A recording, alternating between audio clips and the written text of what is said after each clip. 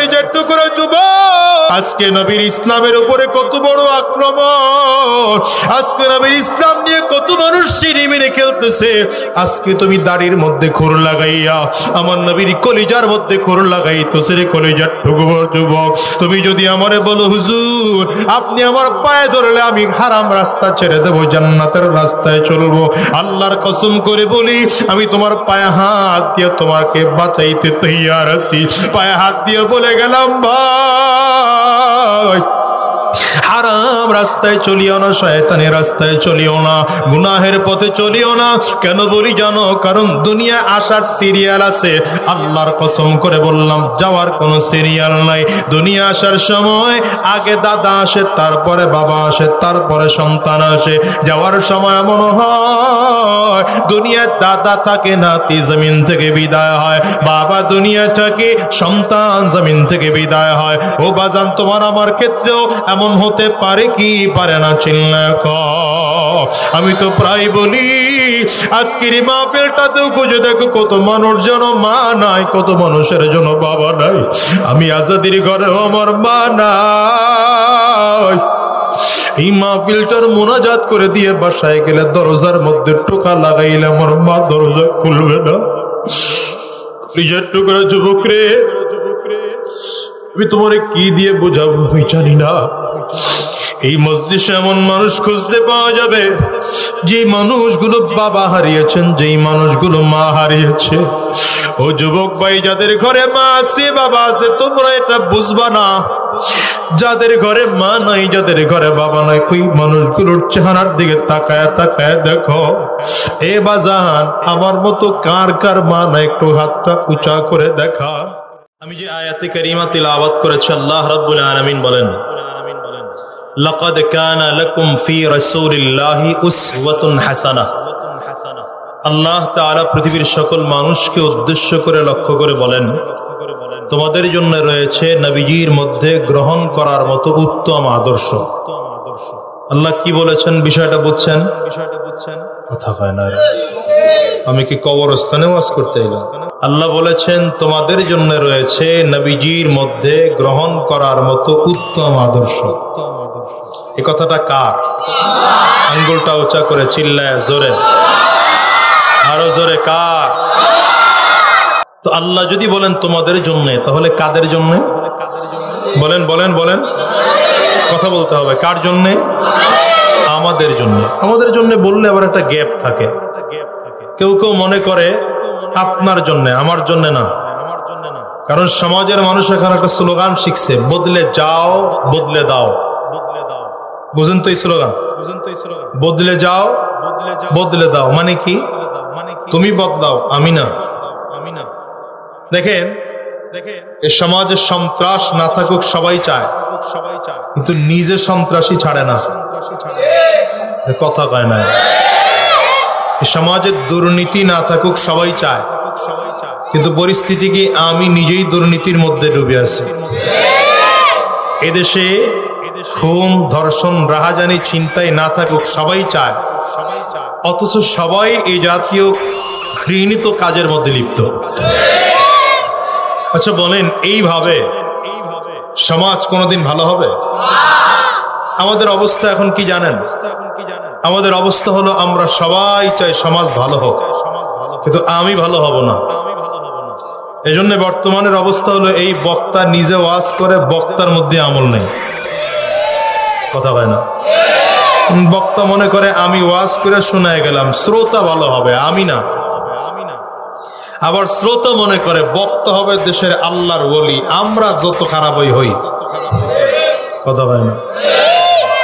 এই জন্য দেখবেন আপনাদের মসজিদের ইমাম সাহেব, আমার শ্রদ্ধা ভাজন অত্যন্ত প্রিয় মানুষ, আমার নানা যান, উনি যদি একদিন জুমার নামাজ পড়ানোর জন্য মাথার চুল কি বলে সুন্দর করে সিটি টিতি লাগায়া, মুখের দাড়িটা কামাইয়া, প্যান্ট আর শার্ট আর টাই লাগায়া যদি আসে, তাহলে আপনারা খুব ইমামতি করতে দিবেন তো? কেন দিবেন না? কেন কন না? কেন ভালো করে কন? সুন্নতি ড্রেস, তাকে হুজুর হিসাবে, এটা ভালো কাজ না অপরাধ? কথা কয় না। আপনিও যে সুন্নতি টুপি দেন না, মাথায় টুপি লাগান না, মুখে দাড়িও রাখেন না, এটা সুন্দর সুন্নতি পোশাক বাদ দেন, অন্তত দ্বীনি লেবাস, অন্তত শালীন পোশাক পরেন না, আপনি কেমন মানুষ বলেন? আমরা যদি প্রত্যেকে নিজের অপরাধ দেখতাম আর নিজের অপরাধ থেকে নিজেকে ধীরে ধীরে ধীরে ধীরে ফিরিয়ে আনার চেষ্টা করতাম, একটা সময় দেখতেন গোটা সমাজ ভালো হয়ে যেত।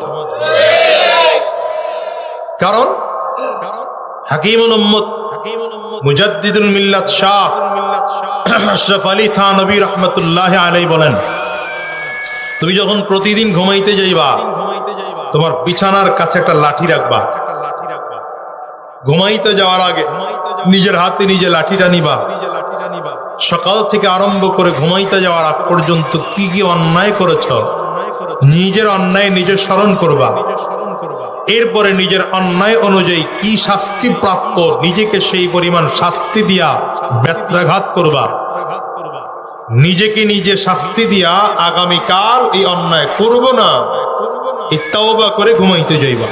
ইমাম মনে করে মুসল্লি ভালো হবে, মুসল্লি মনে করে ইমাম ভালো হবে, বক্তা মনে করে শ্রোতা ভালো হবে। ইমাম যদি মনে করতো আমি ভালো হব, মুসল্লি যদি মনে করতো আমি নিজেকে ভালো করব, নেতা যদি মনে করতো আমি আমাকে ভালো বানাবো, জনগণ যদি মনে করতো আমি আমাকে ভালো বানাবো, দেখতেন আপনাকে আমাকে নিয়েই সমাজ, একটা সময় সমাজ ভালো হয়ে যেত। এজন্য ইসলামের স্লোগান ভিন্ন। ইসলামের স্লোগান বদলে যাও বদলে দাও না, ইসলামের স্লোগান বদলে যাই বদলে দেই। ইসলামের স্লোগান কি? বদলে যাই বদলে দেই।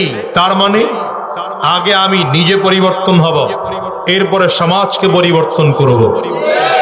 এই জন্যই তো রাসূল আরবি সাল্লাল্লাহু আলাইহি ওয়াসাল্লামকে দিয়া আল্লাহ তাআলা চরিত্রবান এক জাতি গঠন করবেন।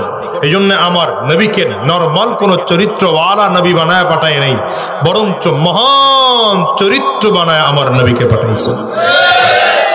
আমার নবীর আখলাক কোন আখলাক ছিল? খুলুকে আযীম। কোন আখলাক ছিল? আল্লাহ তাআলা নিজেই বলেন ওয়া ইন্নাকা লাআলা খুলুকিন আযীম।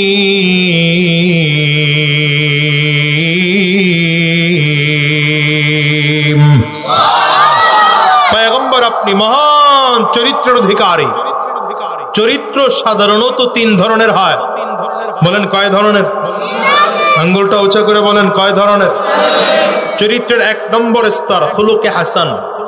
ভালো করে মনে রাখেন, ওয়াজ খুব ভালো করে মনে রাখতে হবে। এখান থেকে শুনলেন বাসায় নিয়ে যেতে পারলাম না, লাভ নাই।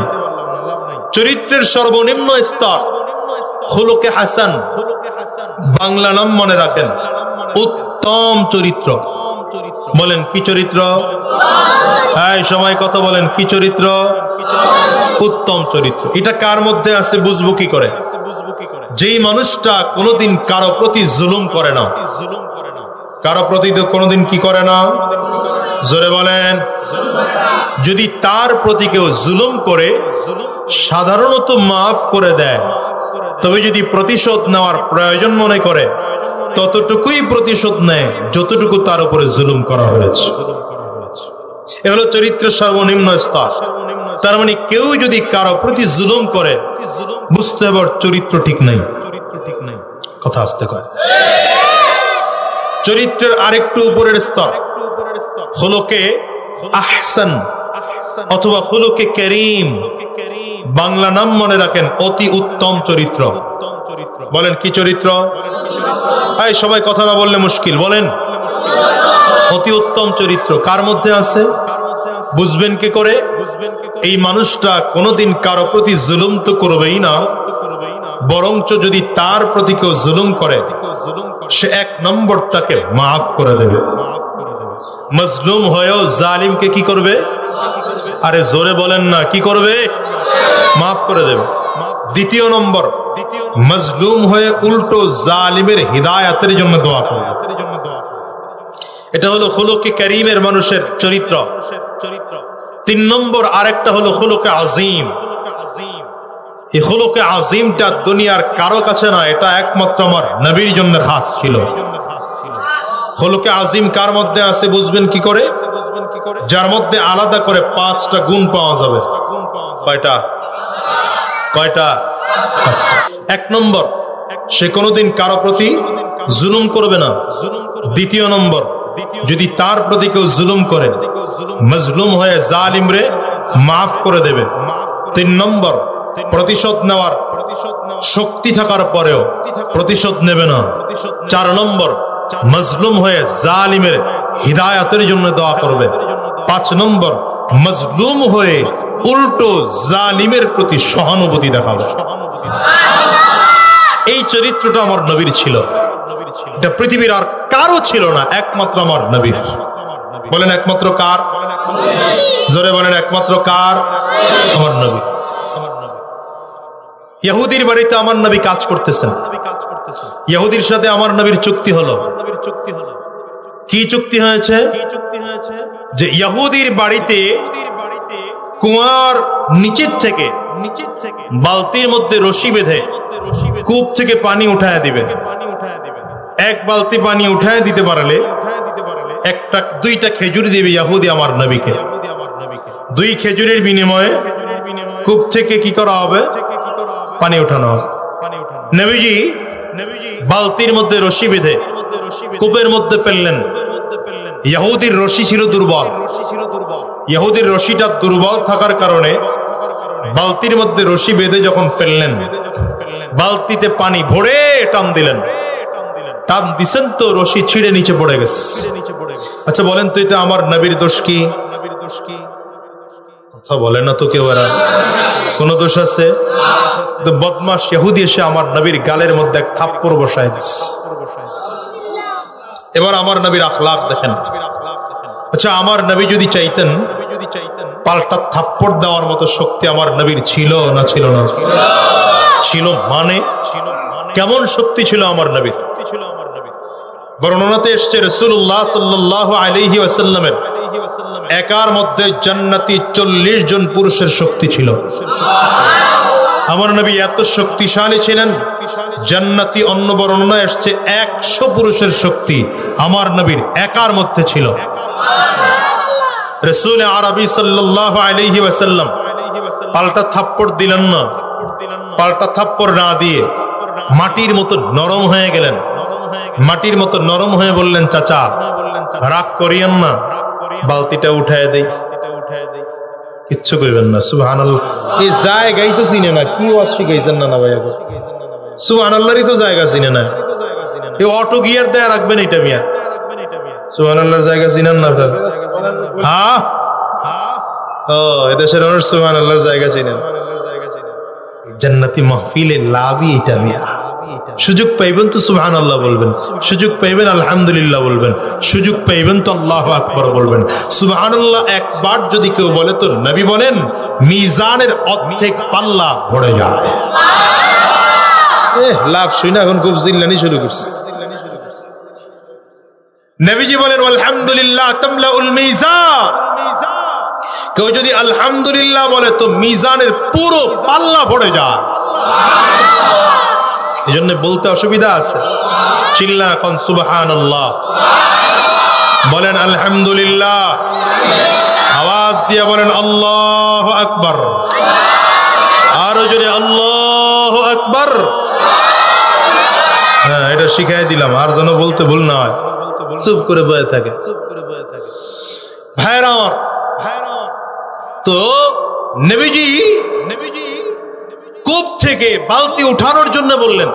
ইহুদি চিন্তা করতেছে, আবার তোমরা উঠলা কেন? এই ছেলে, এই আবার দৌড়ায় কেন? বসো, এই বেটা, এই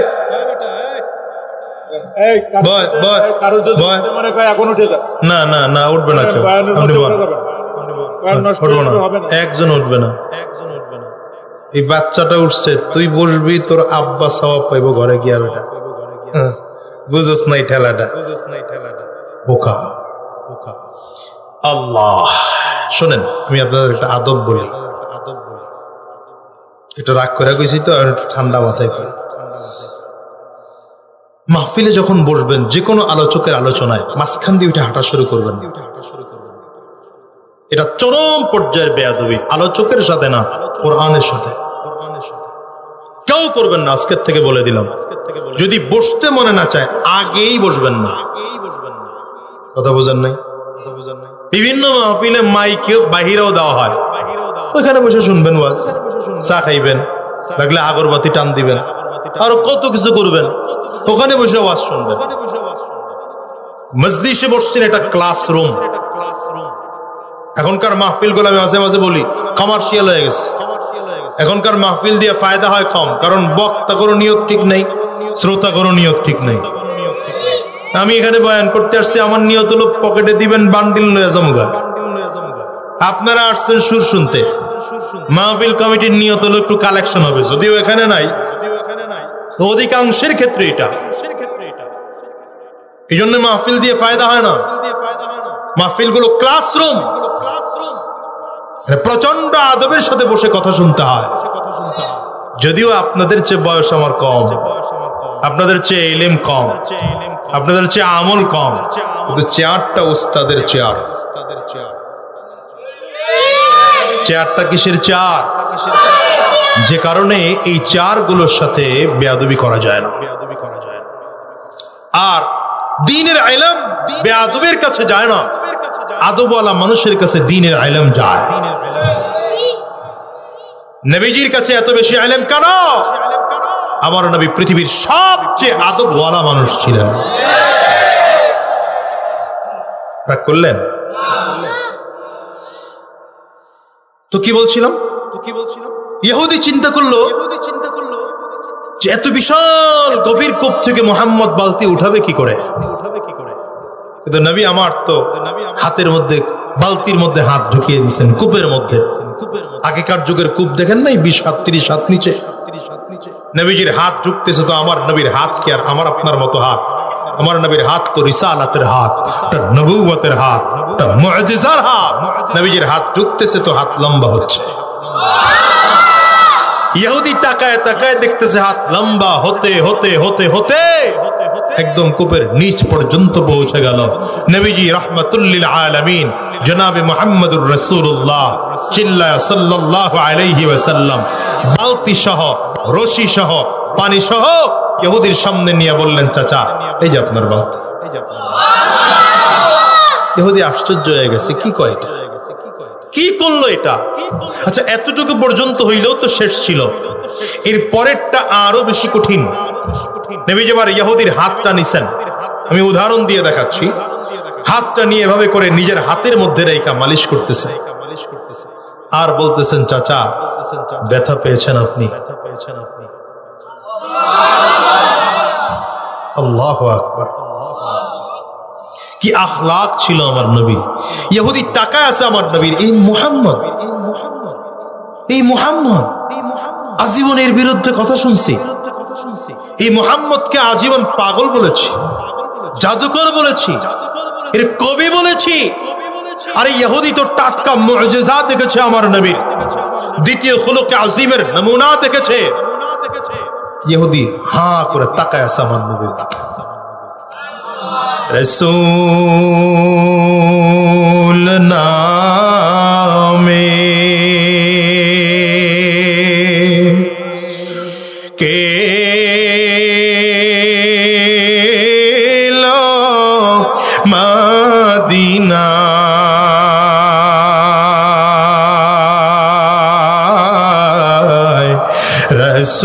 রসূল নামে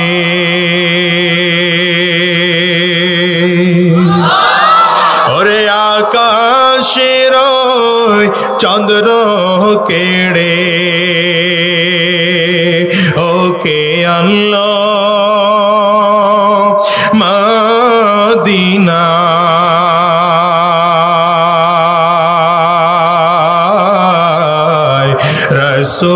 রসূল নামে।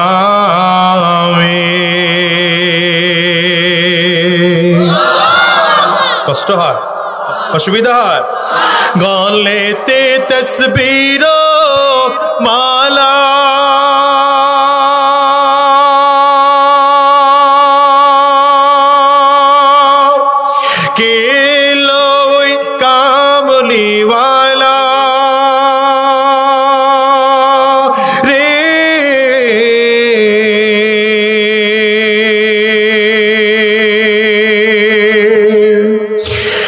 लेते तस्बीरों माला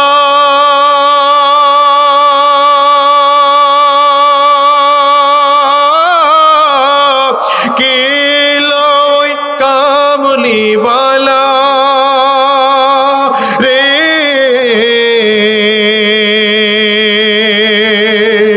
और आमार बुकेर दरजा तला और आमार बुकेर दरजा तलाय ताके डेके निये आय रसूल नामे के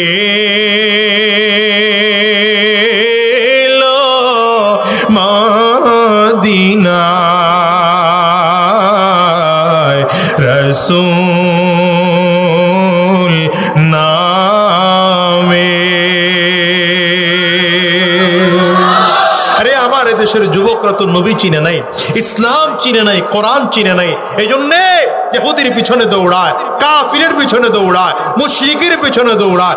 আমার দেশের যুবকেরা সংস্কৃতি ধার করতে আমেরিকার কাছে যায়। আরে যুবক, হিসাব করে দেখো আমিয়া তুমি কোন রাস্তায় চলতেছ? আমার দেশের মুসলমানের সন্তান, এই মুসলমানের সন্তান খেলোয়াড়ের দিকে তাকায়, খেলোয়াড় যেই কায়দায় চুল কাটে, আমার দেশের যুবক সন্তান ওই কায়দায় চুল কাটে। ওই নায়ক আর নায়িকা যে স্টাইলে পোশাক পরে, আমার দেশের যুবকরাও সেই স্টাইলে পোশাক পরা শুরু করছে। কথা বল না কেন? ঠিক না?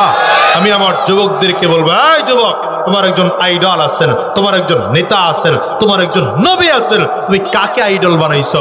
আইকন বানিয়েছো কাকে বলো? আরে কপাল তো তোমার পড়ে গেল। তুমি যাকে আইডল বানিয়েছো তার মাথায় টুপি নাই, তোমার মাথায় টুপি নাই, তার মুখেও দাড়ি নেই, তোমার মুখেও দাড়ি নেই, তার সুন্নত পড়ে না, তুমিও সুন্নাহ অনুযায়ী চলো না, সেও নামাজ পড়ে না, তুমিও নামাজ পড়ো না, সেও বেনামাজি, তুমিও বেনামাজি, সেও রমজান আসলে রোজা রাখে না, তুমিও রমজান আসলে রোজা রাখো না। তোমার আইডল যাকে মেনেছো সেও জাহান্নামী, তুমিও জাহান্নামে রওনা করেছো। তোমার নেতা যদি আমার নবী হতো, তোমার আইডল যদি আমার নবী হতো, তোমার আইকন যদি আমার নবী হতো, তাহলে আমার নবীর সুন্নতি লিবাস ছিল, তোমার সুন্নতি লিবাস থাকতো। আমার নবী নামাজ পড়েছেন, এক ওয়াক্ত ছাড়েন নাই। তুমি নামাজ 5 ওয়াক্ত পড়তে, এক ওয়াক্ত ছাড়তে না। আমার নবী জান্নাতি ছিলেন, তুমিও জান্নাতি হয়ে জমিন থেকে বিদায় হতে। ঠিক কিনা আওয়াজ করে বলেন? এই জন্য আমি আমার যুবকদেরকে বলবো, যুবক, নেতা ঠেতা বাদ দিয়া, নেতা যদি কাউকে মানতেই হয় আমার নবীকে মানো। পারেন না এটা জোরে বলতে? নেতা মানলে কারে মানবা? কারে মানবা? বলেন না, বলেন না, কারে মানবো? তোমার নেতা আমার নেতা বিশ্ব নবী মুস্তফা। ঠিক আছে তো? পারবেননি স্লোগানটা দিতে? কন্যা কন্যা পারবেননি? আরে জীবন বর্ত বহুত নেতা করি খুশি করানোর জন্য স্লোগান দিলেন, আমার ভাই তোমার ভাই। কথা দেয় না? আমার ভাইয়ের চরিত্র কি এর মতো পবিত্র? জীবনও বলবেন না কোন নেতাকে এটা। কোন নেতার চরিত্র ফুলের মতো পবিত্র হতে পারে না। আমারও কয় গ্রামে গেলে, আমি আমার পোলা বান্ডিরে না করে দিছি, সাবধান, এই স্লোগান আমারে দিয়ে দিবি। আপনাদের কমিশনার সাহেব সাবেক না, আপনাদের এলাকার খুব প্রিয়, উনি কিন্তু আমার এলাকার, আমার বাড়ির পাশের বাড়ি, আমার খুব মুহাব্বতের মানুষ, কলিজার মানুষ। কথা বলেন না? আপনারা মনে করেন না হ্যাঁ রাগটা করবো, রাগ করে যাইব কই, শেষ পর্যন্ত বাড়ি যাওয়া লাগবে। আল্লাহ সব বাদ দেন। স্লোগান যদি আজকে দিতে হয়, শিখায় গেলাম, নবীর পক্ষে স্লোগান দেব। ঠিক আছে? কথা কয় না? ঠিক আছে? পারবেন? তোমার নেতা আমার নেতা। এই যুবকরা ভালো করে কয়, তোমার নেতা আমার নেতা, আমরা সবাই রাসূল সেনা, ভয় করি না বুলেট বোমা। ঠিক আছে তো? পারবেন না স্লোগানটা দিতে? কাশি দেন, গলা ক্লিয়ার করেন, আর ভালো করে কাশি দেন মিয়া। হ্যাঁ মাশাআল্লাহ। এবার 2 হাত টান টান করে উঁচা করেন, ডানে আর বামে তাকায় দেখেন, হাতকে তুলে নাই, ধরে হাতটা তুলে দেন, মাশাআল্লাহ মাশাআল্লাহ। সবাই তুলছে, হাতগুলো মুঠ করেন, একটা ছাকি দেন, শরীরের মধ্যে একটা স্পিড আসুক, দেন ছাকি।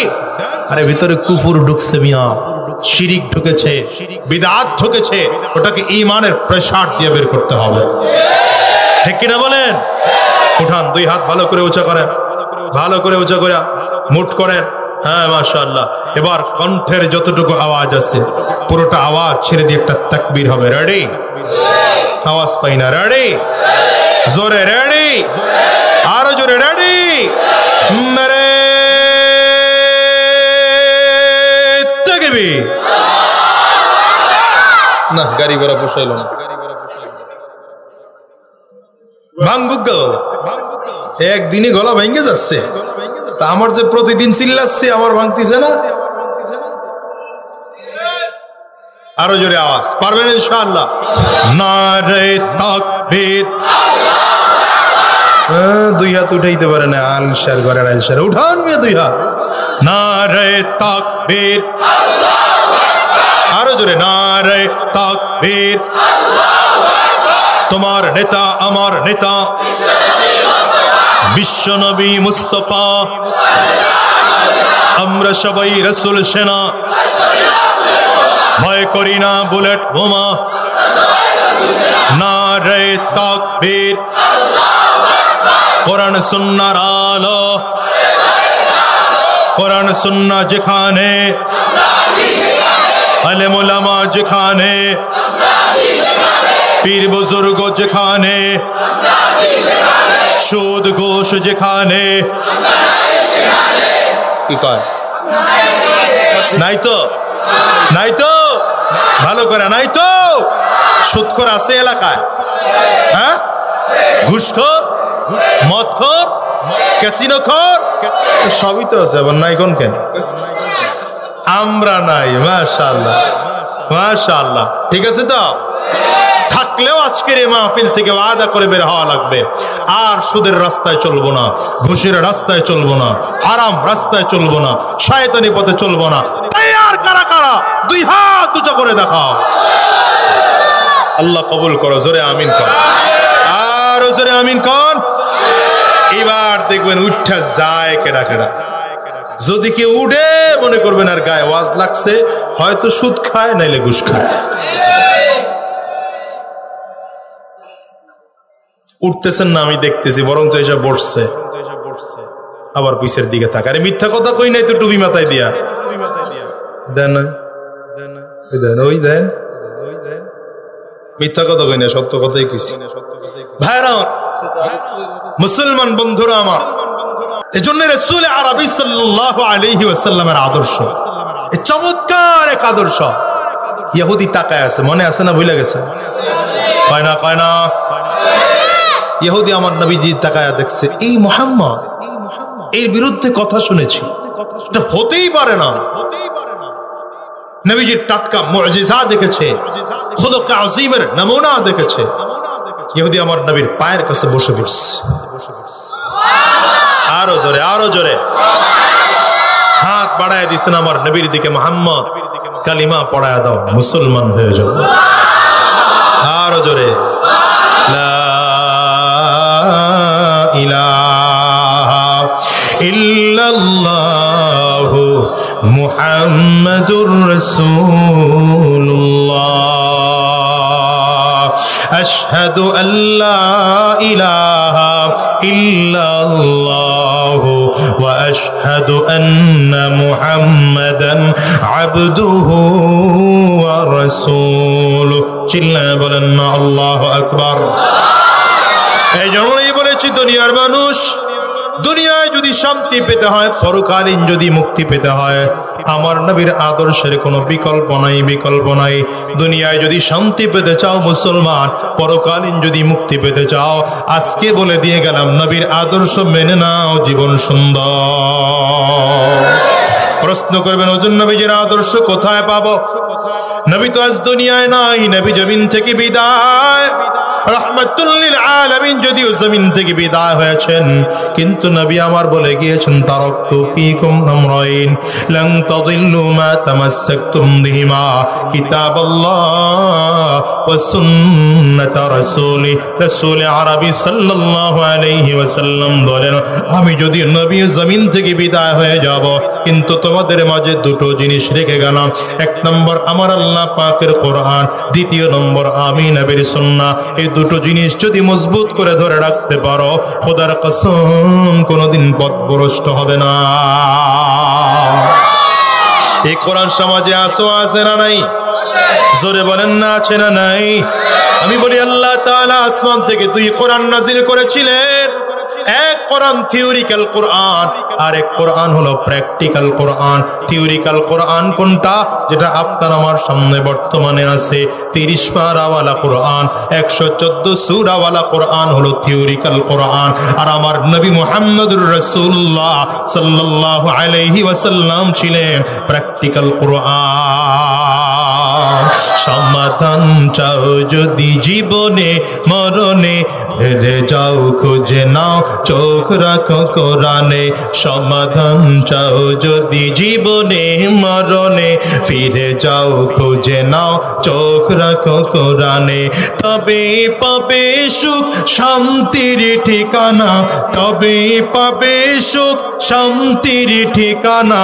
মেনে যদি নাও তুমি মনে প্রাণে সমাধান, বলেন না, সমাধান চাও যদি জীবনে, ফিরে যাও খুঁজে নাও চোখ রাখো কোরআনে। ঠিক না?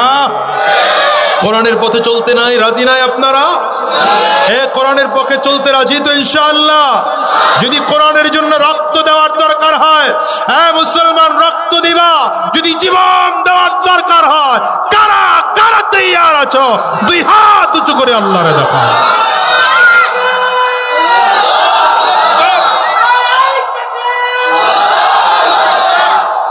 কষ্ট হইতেছে, অসুবিধা হচ্ছে?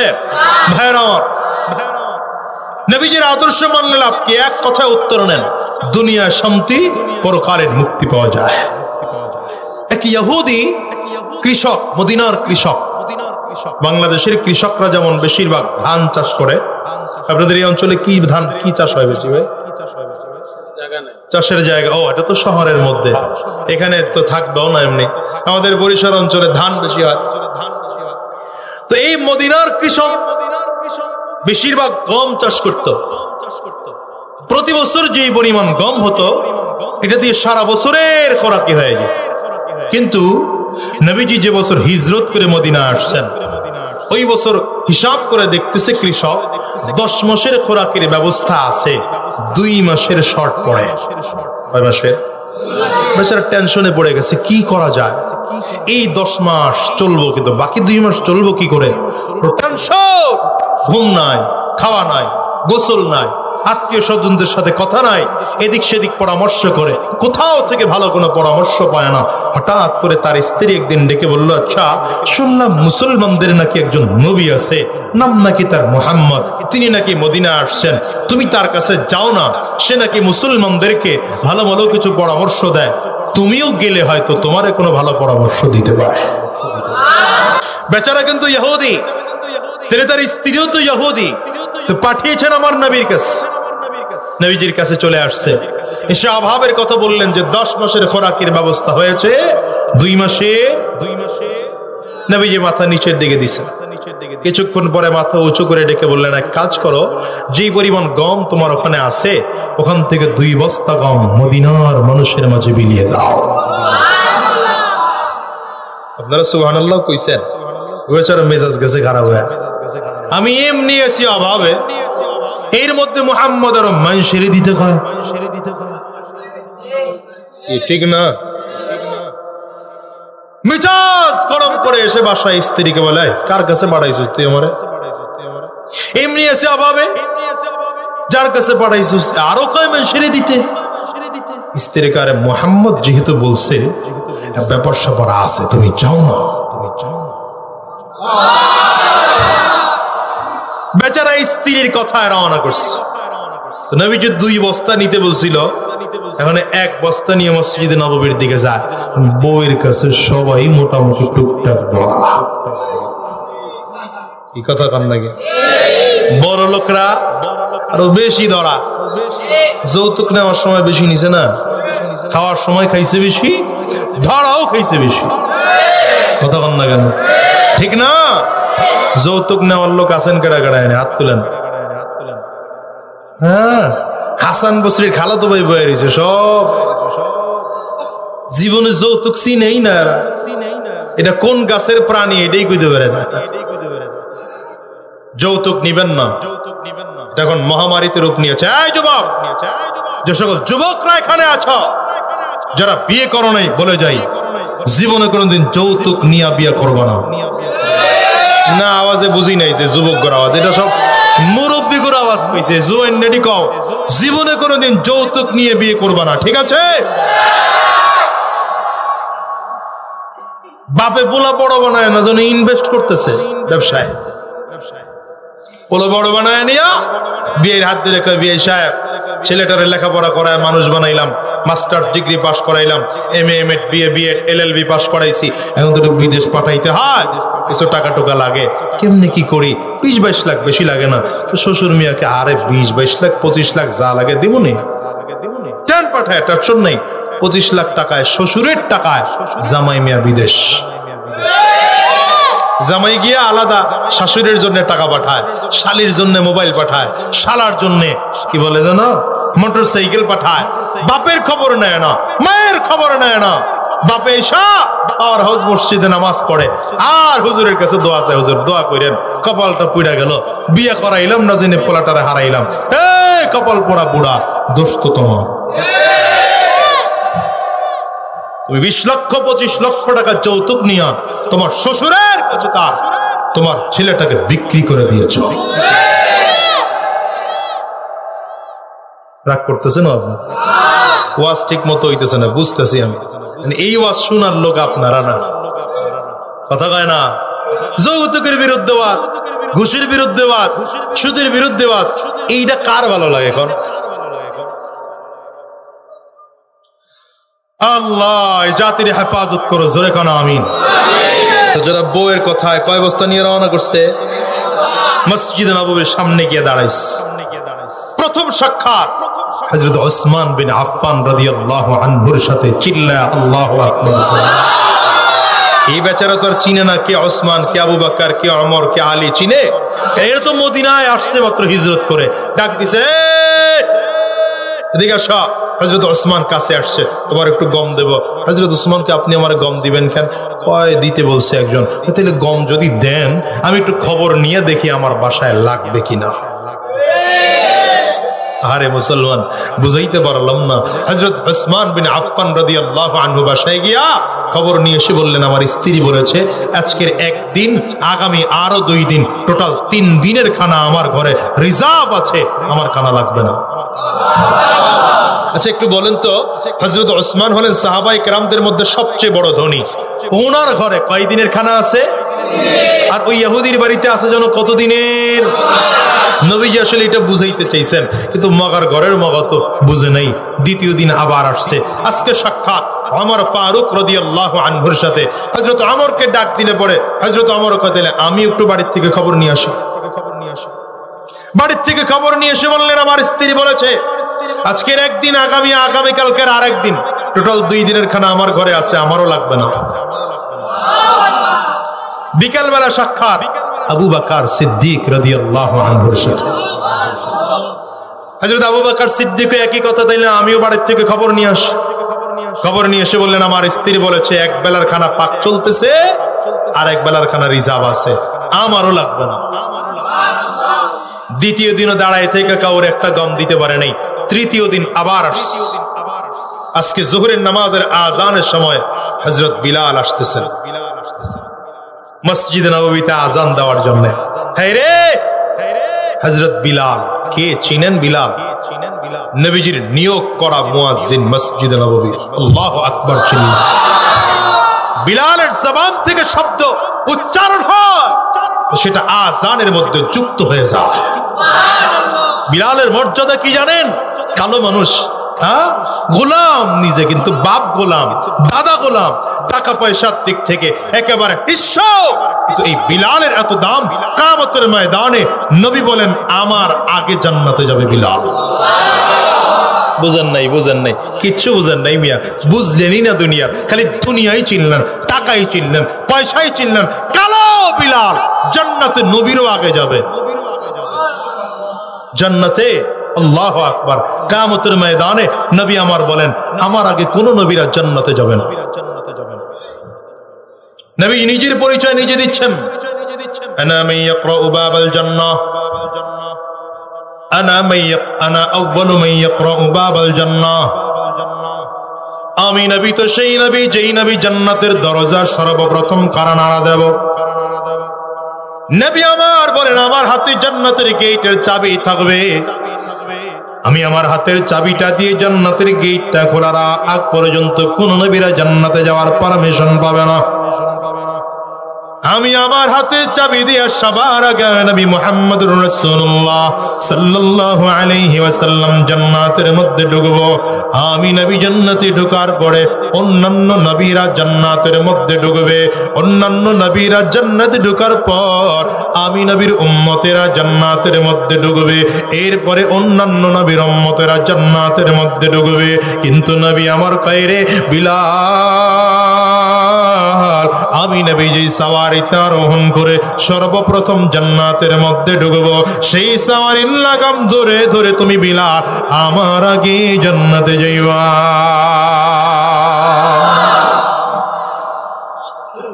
বিলালের দাম কি বুঝেন? ফজরের নামাজের সময় হয়ে গেছে, নবীজি ঘুমানো, সাহাবায়ে কেরাম সব মসজিদে নববীতে এসে হাজির। সাহাবায়ে কেরাম তাকায় তাকায় দেখেন নবী আমার আসেন না। রাসূল আরবি যদি নামাজে না আসেন আমরা কেমন করে নবীকে রেখে নামাজ পড়ি? আবার নবীর ডাক দিবে এমন সাহসও কারো নাই। কে আমার নবীকে ডাক দিবেন? আবু বকর ডাক দিয়া কয় আমার তুমি যাও না, তুমি যাও না। ফজরের নামাজের সময় যায়, আল্লাহর নবীর ঘুম পাড়ায় রাখছেন, যাও আবু বকর। কয় সব সাহস আছে, এই সাহস কি আছে নবীরে ডাক দেওয়া? আমার তুমি তেলে যাও, তুমি দুটো রাগী মানুষ। নবীজিও তোমারে ডরায়, শয়তান তো এমনি ডরায় ওমরে। কথা কয় না, শয়তান কেমন ডরায়? হযরত ওমর যেই রাস্তা দিয়ে যায় সেই রাস্তা দিয়ে 40 দিন শয়তান হাঁটে না। ওমর তুমি গিয়ে নবীর একটা ডাক দাও, নবীর একটা করবে না। হযরত ওমর কয় সব কলজা আছে, এই কলজা আমার হয় নাই। হযরত ওসমানকে ডাক দেয়, তাহলে তুমি যাও, তুমি তো জিন্নুরাইন। এক মেয়ে মারা যাওয়ার পরে নবী আরেক মেয়ে দিয়েছেন তোমার কাছে। দ্বিতীয় মেয়ে ইন্তেকালের পরে নবী বলছেন আমার আরেকটা মেয়ে থাকলে আমি ওসমানের কাছে দিতাম। হযরত ওসমান কয় এই সাহস আমারও নাই। হযরত আলী রাদিয়াল্লাহু আনহু কয় তোমারে খুব নবী মহব্বত করে, তুমি গিয়া ডাক দাও, এই কলজা আমারও নাই। সব মিলে সিদ্ধান্ত নিছে বিলাল রে পাঠাই। হযরত বিলাল তো সবার চেয়ে আসলে ছোট, কিছু বলতেও পারে না। আবু বকর, ওমর, ওসমান, আলী রাদিয়াল্লাহু আনহু সব মিলে একত্রিত হয়ে বিলাল রাখায় তুমি যাও।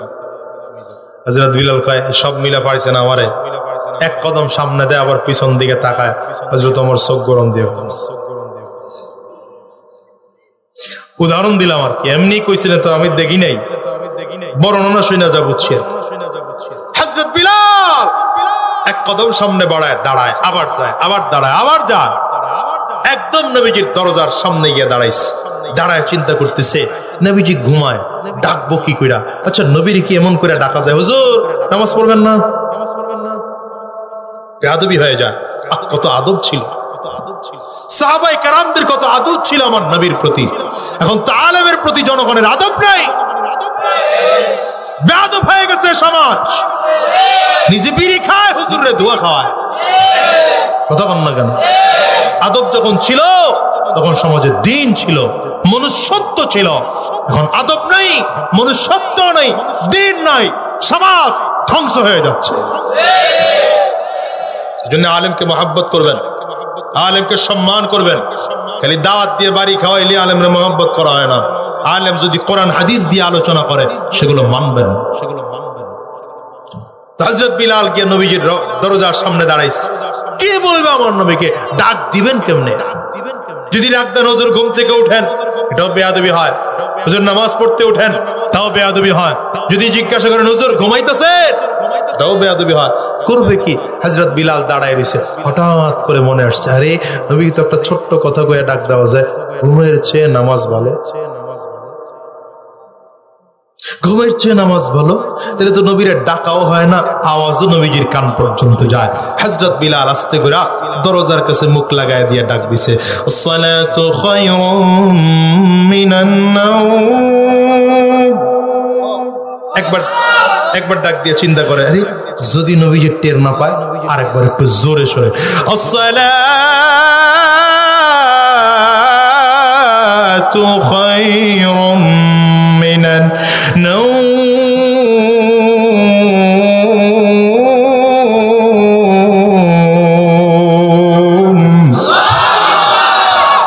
নবী ঘুম থেকে উঠছেন, আসতেছি। আপনারা সুবহানাল্লাহ কি ধুইয়েছেন বাড়ি নাকি বুঝলাম না। নবীজি আসছেন মসজিদে নববীতে, নামাজ পড়িয়েছেন। নামাজ পড়ে নবীজি দাঁড়াইছেন। আমার ডাক দিতে গেছিল কে? কেউ ভয়ে কথা কয় না। হযরত ওমর দাঁড়ায়, বিলাল গেছিল। নবীজি বললেন, বিলাল দাঁড়াও। হযরত বিলাল দাঁড়িয়েছেন তো থরথর করে কাঁপতেছেন। এই বিলাল, তুমি এই দুইটা শব্দ দিয়ে আমাকে ডাকলা, শব্দ দুইটা পাইলা কই? হযরত বিলাল কয়, হুজুর পাইছি কই, এটা যদি কেমনে কই আপনারে হুজুর? গেছি আপনার ঘরের সামনে, ডাক তো দিতে পারি না। হুজুর নামাজ পড়তে ওঠেন, যেই নবী আমাকে নামাজ শিখাইলেন তারে কেমনে নামাজের জন্য ডাকি? এটাও বেয়াদবি হয়। হুজুর ঘুম থেকে ওঠেন, তাও বেয়াদবি হয়। হঠাৎ করে মনে পড়ে গেল, আরে নামাজ ঘুমের চেয়ে তো উত্তম। তাহলে নবীর যদি ডাক দেয় হুজুর ঘুম থেকে নামাজ ভালো, তাহলে ডাকাও হয়ে যায়, নবীর সাথে বেয়াদবিও হয় না। নবী আমার কয়, বিলাল শাব্বাস, চমৎকার করেছো। আগামীকাল ফজরের নামাজের সময় আযান দিতে গিয়া এই শব্দ দুইটা আযানের সাথে সংযোজন করে নিবা। কত দাম বিলালের, অথচ গোলাম। আরে ভাই, আমি এই জন্য মাঝে মাঝে বলি, খুব তো বড় বক্তা হয়ে গেছি গা, ভাবের ঠেলায় চারিপাশে হিসাব নিকাশ করি, কিন্তু কিয়ামতের ময়দানে আমিও দৌড়ের উপরে থাকতে পারি। আর এই রাস্তার একজন রিক্সাওয়ালা ভ্যান গাড়ি চালায়, ঠেলা গাড়ি চালায়, হতে পারে এই মানুষটা জান্নাতি হয়ে গেছে। অহংকার করার কিছু নাই, বড়াই করার কিছু নাই, দম্ভ করার কিছু নাই। কিয়ামতের ময়দানে মাফ পাওয়ার আগ পর্যন্ত বড়াই করা কারো কাছে সাজে না। হযরত বিলাল আসতেছেন, মনে আছে না? ভুলে গেছে। ও লোকটা দাঁড়াইছেন, দেখে বিলাল আসছে। কে আসতেছে? চিনে না যে বিলাল আসতেছে। আর ডাক দিছে, ভাই এদিকে আসো, তোমার একটু গম দেই। হযরত বিলাল কয়, কেন আপনি আমারে গম দিবেন? ওই দিতে বলছে একজন। আরে ভাই আপনি তাকায় দেখেন না, মসজিদে নববীতে খানা পাক চলতেছে। আমি এখন আজান দিলে নবী আসবেন, নামাজ পড়ায় ফেলবেন, নামাজ শেষ দস্তরখান বিছানো হবে। নবীজি দস্তরখান বিছায় দিলে সাহাবীরা খানা দিয়ে দিবে। আমি নবীজির এক পাশে কিনারায় বসে বসে খানা খায়া ফেলামো। খালি খালি আমার কতগুলা গম দিয়া, আমার ঘর নাই, বাড়ি নাই, টাকা নাই, পয়সা নাই, বোঝা নাই, স্ত্রী পুত্র নাই, আমার এই গম দিয়া বোঝা বাড়ায়েন না তো আমার। আরো জোরে কন্যা আল্লাহু আকবার। বেচারা চিন্তায় পড়ে গেছে, এটা কেমন কথাবার্তা? মুহাম্মদের এই এক একটা উম্মত, এক একটা সাহাবী কেমন? কেউ 3 দিনের খানা, কারো ঘরে 2 দিনের খানা, কারো ঘরে 1 দিনের খানা, কারো ঘরে 1 বেলার খানাও নাই। এরপরে খানা দিতে চাইলো, নিতে চায় না। ঘটনা কি?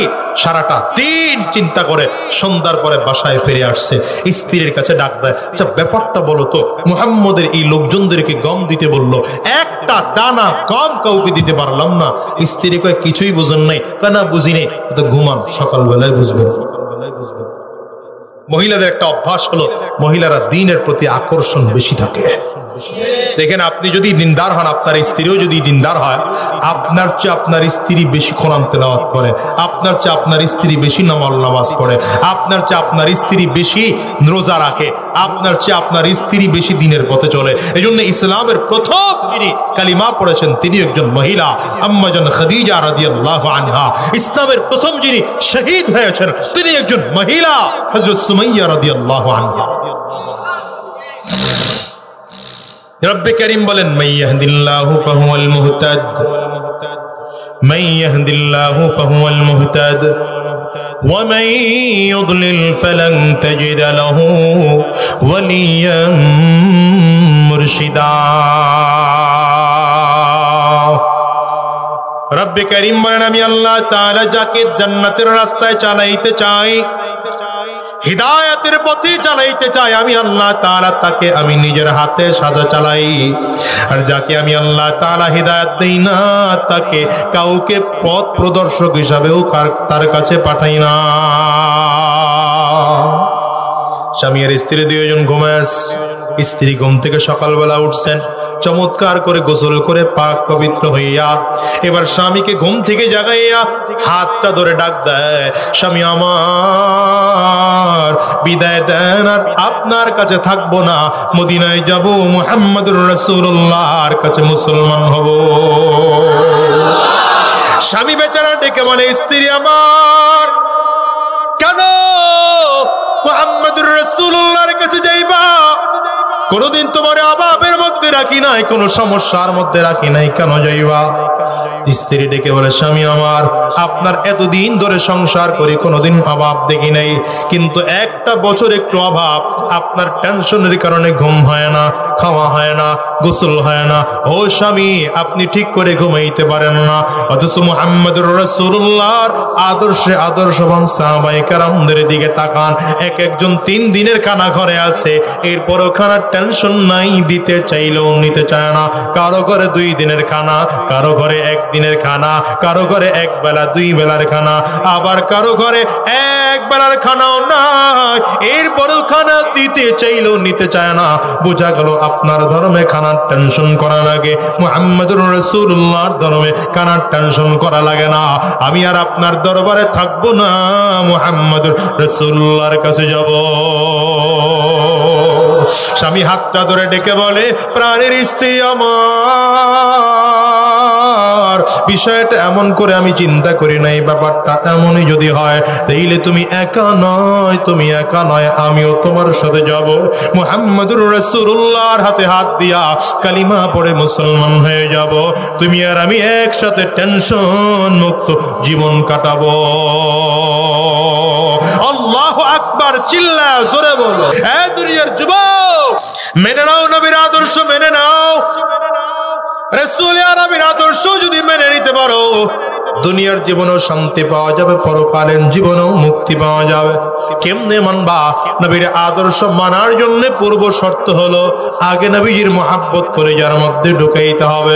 এই জন্য রাসূল আরবি সাল্লাল্লাহু আলাইহি ওয়াসাল্লাম বলেন, লা ইউমিনু আহাদুকুম হাত্তা আকুনা আহাব্বা ইলাইহি মিন ওয়ালিদিহি ওয়া ওয়ালাদিহি ওয়ান নাসি আজমাইন।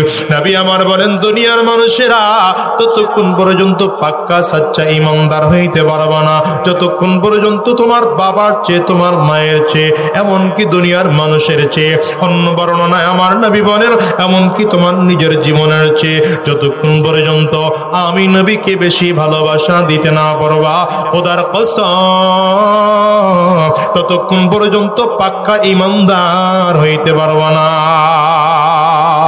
সাহাবায়ে কেরামদের কলিজায় আমার নবীর জন্য কত মায়া, ছোট ছোট বাচ্চাদের করে যাও, আমার নবীর জন্য কত মায়া। নবীর এক ছোট্ট সাহাবী, নাম তার তালহা ইবনে বারা রাদিয়াল্লাহু আনহু। এই ছোট্ট বাচ্চা মানুষ নবীজির দরবারে আব্বুর হাত ধরে ধরে ধরে ধরে আমার নবীর কাছে আসতো। রাহমাতুল লিল আলামিনের সুন্দর চাহনাটার দিকে বাচ্চা তাকায়া থাকতো। মাত্র 7 থেকে 8 বছর বা 10 বছরের বাচ্চা তালহা ইবনে বারা রাসূল আরবের দিকে তাকায়া তাকায়া থাকতো। একদিন বাবা ডেকে বলে, আব্বু একটু দূরে বসো, নবীর সাথে আমার কিছু জরুরি কথা আছে। বাচ্চাটার একটু দূরে বসেইয়া বাবা আমার নবীর সামনে বসে বসে লম্বা কথা বলে। এবার নবীজির দরবার থেকে বাচ্চাকে হাত ধরে বিদায় হয়। তালহা ইবনে বারার হাতটা ধরে বাবা যখন সামনের দিকে কদম বাড়ায়, বাবা তাকিয়ে দেখে হাতটা আস্তে আস্তে করে মোচড় দিতেছে। বাবা হাতের দিকে তাকাইলেন, তালহা ইবনে বারা ডেকে বলে, আব্বু এতক্ষণ ধরে নবীর সামনে বসে বসে চমৎকার করে আমার নবীর সাথে কথা বললা, আমার কি মনটাই চায় না? আমারও তো মনটাই চায় আমি আমার নবীর সাথে কথা বলবো। বাবা হাতটা ছেড়ে দাও, আমি আর থাকবো না, নবীর কাছে গিয়ে কথা বলবো। আবেগে পড়ে বাবা হাতটা ছেড়ে দিলেন। বাচ্চাটা দৌড়ায় গিয়া রাসূল আরবি সাল্লাল্লাহু আলাইহি ওয়াসাল্লামের সামনে হাজির। আমার নবীর দিকে তাকায় ডাক দেয়, নবী আমার আব্বু একাই কি আপনারে ভালোবাসিনি? আমিও তো আপনারে ভালোবাসি। ছোট্ট বাচ্চার কথা শুনে আমার নবী কান্না করে দিলেন। এই ছোট্ট বাচ্চা বলে কি, ছোট্ট বাচ্চা ডেকে বলে, পয়গম্বর আমার আব্বু একাই আপনারে ভালোবাসে না, আমিও আপনারে ভালোবাসি। নবীজি ভালোবাসার পরীক্ষা করার জন্য বললেন, বাচ্চা শোনো, তুমি কি আমাকে তোমার বাবার চেয়ে বেশি ভালোবাসো? তুমি কি তোমার মায়ের চেয়ে আমাকে বেশি ভালোবাসো? বলে, পয়গম্বর আমার আব্বার চেয়ে আপনাকে বেশি ভালোবাসি। নবী আমার বললেন, তাইলে যদি তোমার বাবার চেয়ে আমাকে বেশি ভালোবাসো, তোমার কোমরের মধ্যে খঞ্জর আছে, ছুরি আছে, যাও তাড়াতাড়ি করে যাও, আমার নবীর জন্য ছুরি দিয়া তোমার বাবার মাথাটা কেটে আমার সামনে হাজির করো। নবীজি পরীক্ষামূলক বলতে দেরি হয়, বাচ্চাটা খঞ্জরটা বের করেছেন কোমর থেকে টান দিয়া, বাবার দিকে দৌড় দেয়। রহমাতুল লিল আলামিন হাতটা ধরে টান দিয়ে দাঁড়ায় কয়, আরে তালহা দাঁড়া, আমি তো দুনিয়ার কোন সন্তান বাবার মাথা কাটবে এই জন্য আমি জমিনের মধ্যে আসি নাই, বরঞ্চ আমি নবী এই শিক্ষা দিতে এসেছি সন্তান বাবা মায়ের সাথে ভালো আচরণ করবে। কারণ নবী আমার বলেন, রিজার রব্বি রিজাল ওয়ালিদাইন, আব্বা আম্মা যদি খুশি হয় তাইলে আমার মালিকও খুশি। আরে দুনিয়ার যুবক বাচ্চাটা রাসূল আরবি সাল্লাল্লাহু আলাইহি ওয়াসাল্লামের দিকে তাকায়, পয়গম্বর আপনি যদি আমারে বাধা না দিতে আমি আমার বাবার মাথা কেটে আপনার সামনে হাজির করে দিতাম। এই ছোট্ট বাচ্চা আমার নবীর দিকে তাকায় কয়, পয়গম্বর হুজুর আমি আপনারে কত ভালোবাসি, এতক্ষণ ধরে আপনি আমার আব্বুরে এত সুন্দর করে নসিহত করলেন, আমার একটা ছোট্ট নসিহত করে দেন হুজুর। কারণ হলো আমার মনে বড় ভয় হয় যদি আপনার সাথে আর কোনোদিন দেখা না হয়, আমি আমার মালিককে বলবো, আল্লাহ আমার নবীর কাছ থেকে ছোট্ট একটা নসিহত শুনে না আমি আসছিলাম। ও দুনিয়ার মুসলমানেরা, রাসূল আরবি সাল্লাল্লাহু আলাইহি ওয়াসাল্লাম তালহা ইবনে বারাকে কোলের মধ্যে লইয়া আমার নবী বড় আদর করে দিলেন। এই ছোট্ট বাচ্চা আমার নবীর দিকে তাকায় তাকায় কত সুন্দর করে কথা বলে, কিন্তু মালিকের কুদরত বুঝা বড় দায়। ছোট্ট বাচ্চাটা নবীজির দরবার থেকে বিদায় হইয়া বাড়িতে চলে আসে। লম্বা কয়েকদিন চলে গেল। কয়েকদিন পর তালহা ইবনে বারা আহারে বাবার সাথে যায় না। হযরতে বারা রাদিয়াল্লাহু আনহু একা একা নবীজির দরবারে গিয়া হাজির হইল। নবী আমার ডাক দেয়, রে বারা আমার এই ছোট্ট আশিকটা কোথায়? তোমার সাথে তো বারবার করে আসতো, আজকে ওরে কেন নিয়ে আসলা না? হযরতে বারা রাদিয়াল্লাহু আনহু নবীজির দিকে তাকায় চোখের পানিগুলো ফেলে ফেলে কান্না করে আর ডেকে বলে, নবী আমার আপনার এই ছোট্ট আশিকটা তো দুনিয়ায় নাই,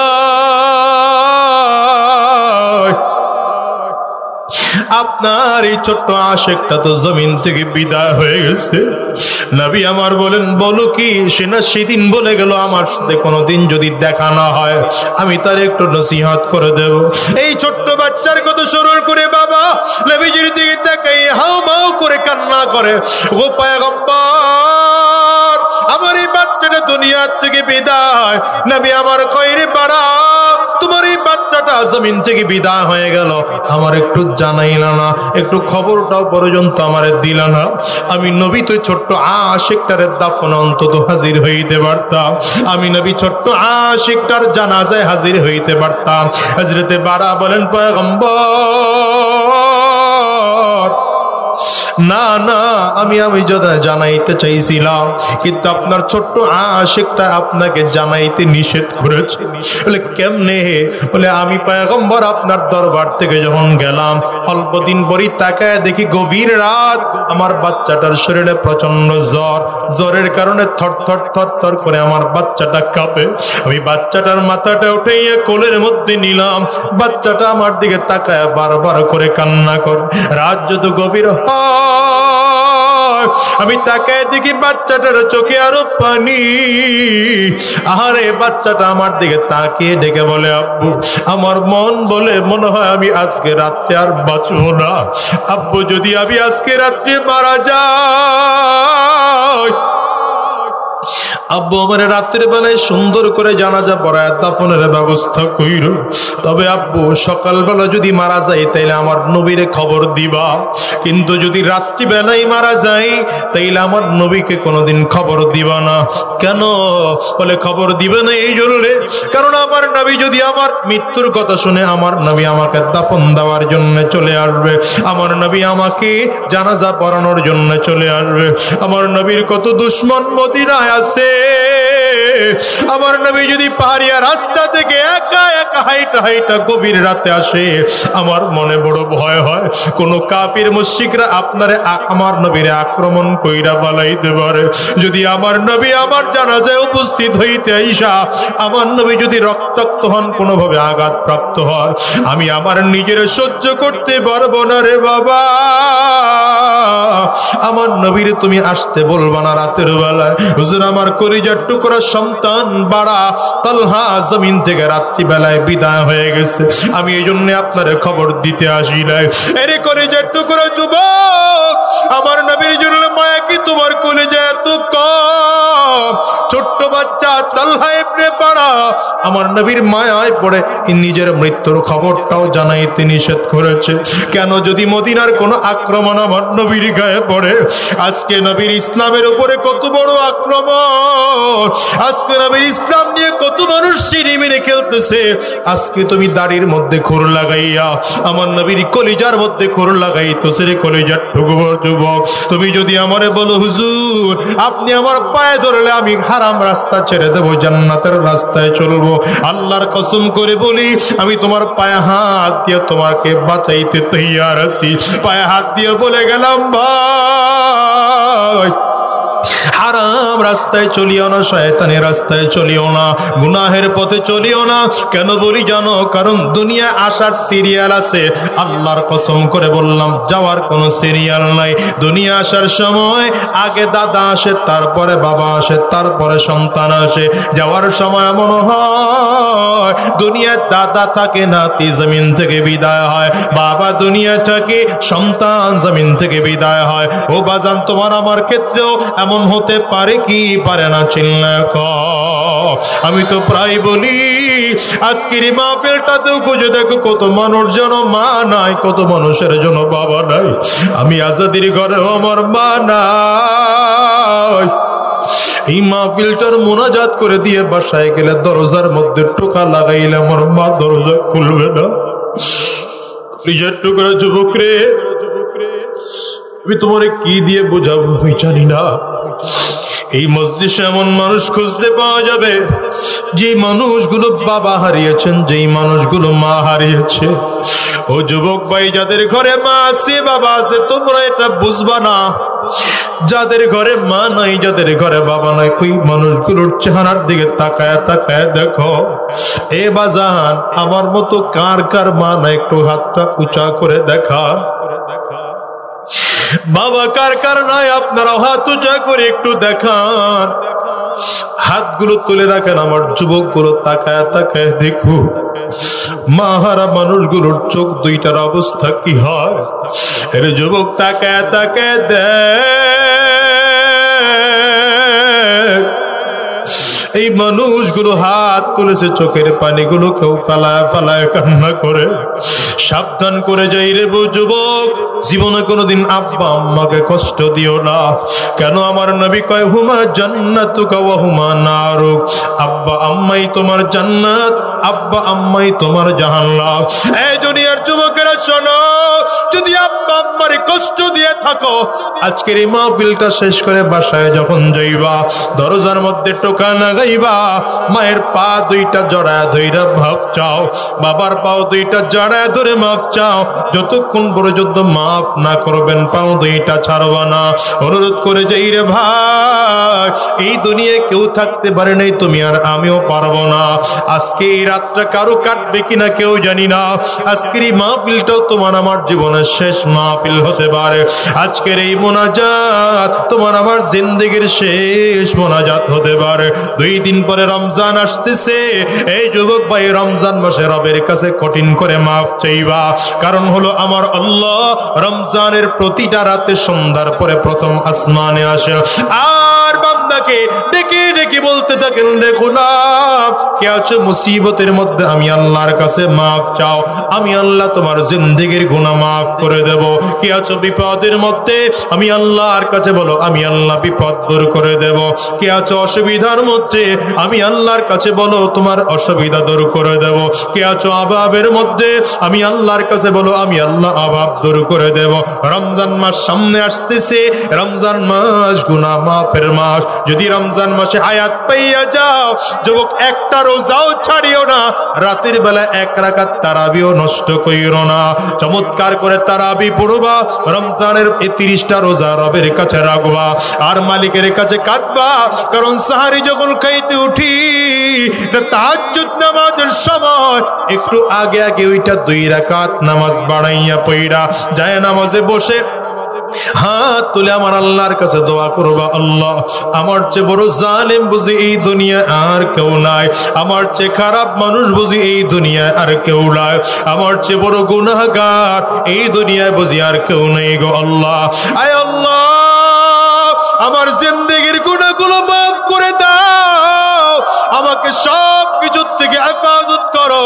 রবের কাছে যদি মাফ চাইয়া চাইয়া জমিন থেকে বিদায় হতে পারো, আল্লাহর কসম করে বলে গেলাম জান্নাত তোমার জন্য তৈয়ার। আর যদি মাফ চাইয়া বিদায় হতে না পারো, গুনাহ নিয়ে যদি কবরে যাও, ওই কবর বড় ভয়ঙ্কর কবর, বারবার করে ডাক দেয়, আনা বাইতুজ জুলমা, আনা বাইতুল ওয়াহদা, আনা বাইতুত তুরাব। আমি বড় একাকীর ঘর, আমি বড় অন্ধকার ঘর, আমার কাছে সাথী নাই বাতি নাই, দুনিয়ার কোনো কিছুই নাই, আমি শুধু চিনি আমল। যদি ভালো আমল করে আসতে পারো ভালো আচরণ করব, আর যদি ভালো আমল করে আসতে না পারো কপাল পোড়ার দল। আমার ডানেও মাটি, বামেও মাটি, সামনেও মাটি, পেছনেও মাটি, আমি কবরের মাটিগুলো একত্রিত হইয়া এত জোরে চাপ মারবো, একটা পাজরের হাড্ডি কিন্তু আর একটা পাজরে নিয়ে পৌঁছাইয়া দেব।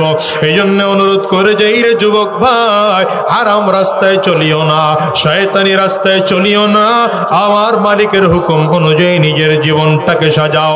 হারাম রাস্তা ছেড়ে দাও, সুদের ব্যবসা ছেড়ে দাও, ঘুষের ব্যবসা ছেড়ে দাও, আমার মালিকের গোলাম হইয়া দুনিয়া থেকে বিদায় নেওয়ার জন্য তৈয়ার কারা কারা? 2টা হাত উঁচা করে আমার আল্লাহরে দেখাও, আওয়াজ দিয়ে চিৎকার করে ডেকে বলো আল্লাহ, আরো জোরে আল্লাহ।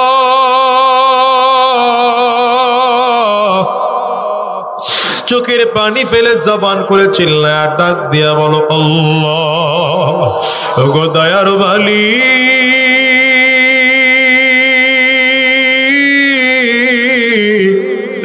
আয় আল্লাহ, যতজন গোলাম আমরা 2টা হাত উঁচু করেছি, এর মধ্যে কারো মা নাই, কারো বাবা নাই, সবাই মিলে ওয়াদা করলাম আল্লাহ মেহেরবানি করে আমাদের সবাইকে তুমি কবুল করে নাও। আর হারাম রাস্তায় চলবো না, আর গুনাহের রাস্তায় চলবো না, সুদের কারবার করব না, ঘুষের কারবার করব না। আল্লাহ তুমি আমাদেরকে কবুল করে নাও, কবুল করে নাও। চিৎকার করে বলো আমিন। আরো জোরে আওয়াজ দিয়ে চিল্লা বলো আল্লাহুম্মা আমিন। হাতগুলো নামান আমার ভাইয়েরা, রাত অনেক গভীর হয়ে গেছে, আপনাদের কষ্ট হচ্ছে। আমি যে কথা বুঝাতে চেয়েছিলাম, এই দুনিয়ায় আসছি তো বিদায় নেওয়ার আগে নবীজির আদর্শ মেনে বিদায় নেওয়া লাগবে।